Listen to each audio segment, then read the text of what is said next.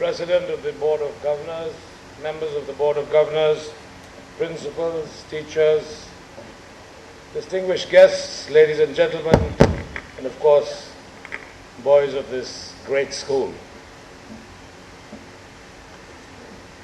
I'm quite flattered by the brief introduction that the principal very kindly provided on myself, but I first want to start by saying how completely overwhelmed by nostalgia and good memory I was when I drove through the gates this morning. Of course, those days I couldn't drive through the gates, I had to walk through the gates. But besides the point, the whole feeling of being back here was completely moving, brought back some of my fondest memories. And I have to say, during the short time available for me to address you, that I will recount many of the foundations that I built up here in these premises, which helped me along the way in my professional life. My passion for the color red probably started because I was in Hastings House.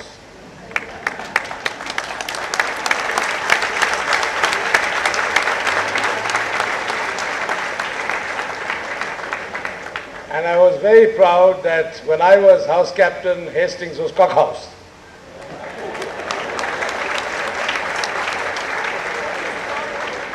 Much to the chagrin of my very dear friend Darius Uncle Salia, who I see sitting there staring at me in utter disbelief.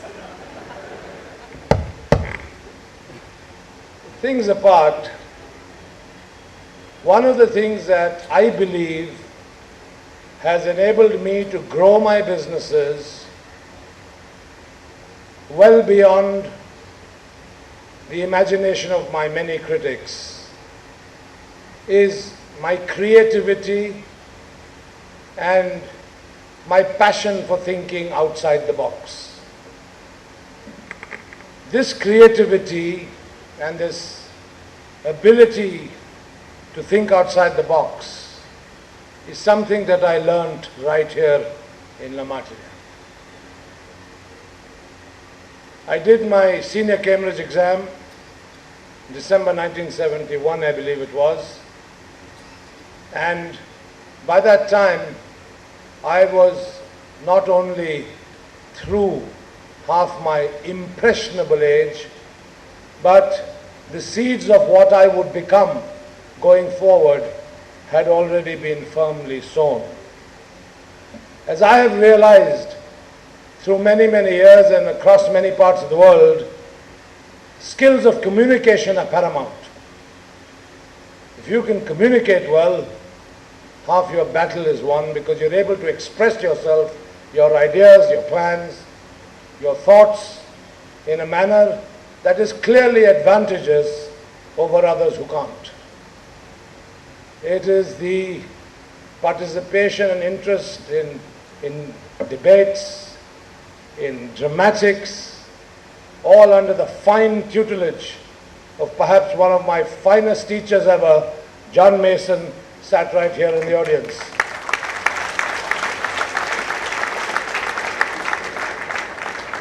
I can safely say that my years at La Martiniere gave me self-confidence.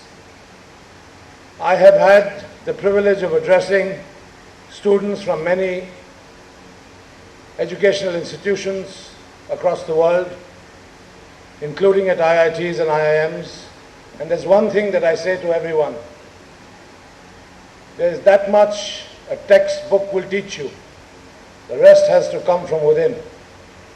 I also say that I believe God has given all of us enough and more up there. The difference is how we use it. Some uses brain power more than others. Some have the confidence to extract more of their natural talent than others. But everything ultimately boils down to self-confidence. how many good deeds, projects have remained half done because people didn't simply have the self-confidence to complete the task. On the contrary, some of the world's most successful entrepreneurs have excelled through that spirit of self-confidence.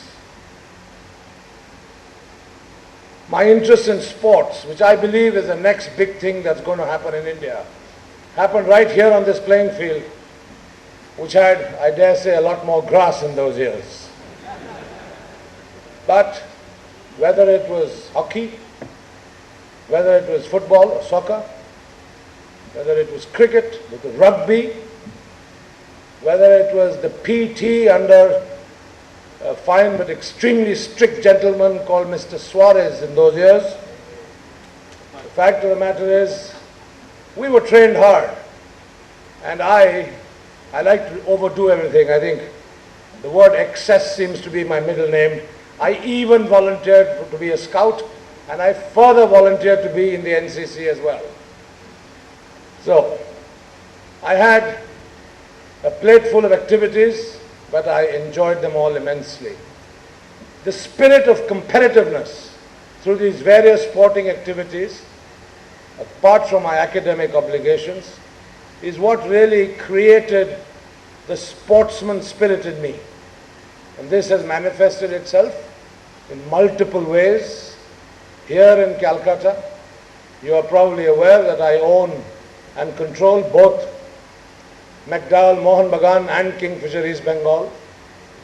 Don't ask me how I did that. That was not something I learned at school.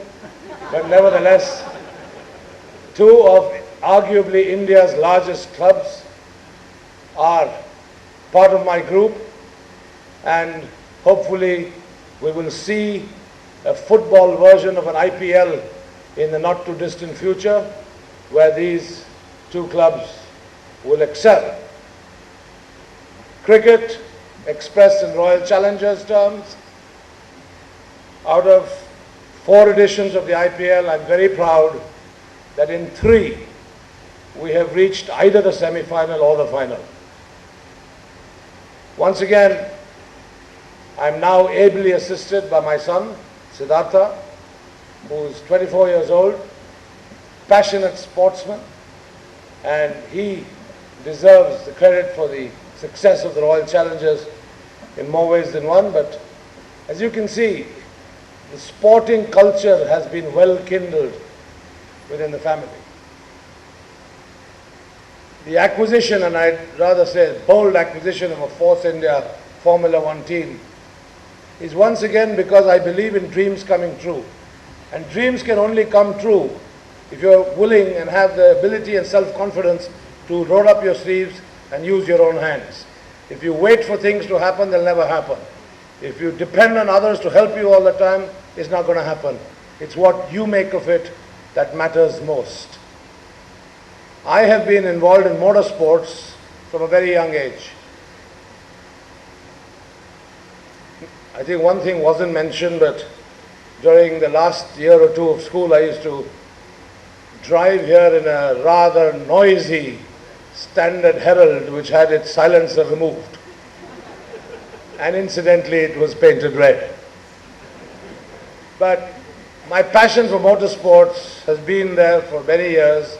I remember going to the Alipore circuit and racing there as well. So it's in the blood. But of course, acquiring a Formula One team is a completely different ballgame. First of all, I never believed that an Indian could have a Formula One team. It was just too expensive, too technologically advanced, and perhaps a bit too glamorous for our then conservative society. Things have come a long way. I inherited a team that was last. Today, we are fighting with world champions such as Mercedes. In just 3 years, it isn't as if we went and spent a lot of money, because monetary resources are difficult to come by. I kind of probably operate on 1/4 the budget that a Mercedes or a Ferrari or a McLaren will operate on, but we are punching well above our weight. And the art of punching above your weight was learned right here in this building. That's what I call self-confidence. And as we've moved along, Formula One has not only become more relevant in India, the fan following is growing, commercial opportunities are unfolding themselves, and as you all know, we shall have our first ever Indian Formula One Grand Prix in Noida on 30th of October this year. So what the gamble that I perceived I took back in 2007 will start to pay dividends from 2011 onwards. I don't forget school that easily because as a member of parliament, I hang around in the central hall. When my colleagues, some of them from La Martiniere, decide to belong to the BJP, decide to disrupt the proceedings. And there's one thing in common among all of us, we all have one very bad habit. We're all smokers. We have one little room in the corner of Central Hall where you're allowed to go and smoke. So invariably there's Chandan Mitra, invariably there's Paranjoy Goa Thakurta and Swapan Das Gupta, all of whom are former La Martiniere students. I of course keep in touch with many others. I had the proud privilege of presenting various medals, including the Good Conduct Medal. And I'll tell you something that touched my heart very deeply. When I was in school, Rafiq Ganji got the Good Conduct Medal. He was my classmate. Several years later, I think only about 5 or 6 years ago, we were on a television show together, a reality show. It was on me, and the director and producer had got a whole bunch of people who were my friends to make surprise appearances and confront me and ask me questions in front of the audience. Rafiq Ganji came, spoke so touchingly about me that I was almost in tears, handed me the La Martiniere Good Conduct Medal and said, "Brother, you deserve this more than I did." That is the Martinian spirit. What an outstanding gesture. The principal talked about the Martinian spirit. I can go on and on talking about what I learned, what others learned, how we all interact, and what the true Martinian spirit is. But time is short. I know we have a schedule to adhere to. All I can say is I consider myself fortunate and privileged to have been educated at this great institution. I want to thank not only those who were involved in teaching me at that time, but the institution itself. I want to say to all of you that you can achieve a lot more than any one of us have. Just believe in yourselves. Understand that you can do it. And as you go forward in life, kindle that spirit of self-confidence, the solid, excellent foundations that this school and this institution provides to you. And God bless you all. Thank you for inviting me.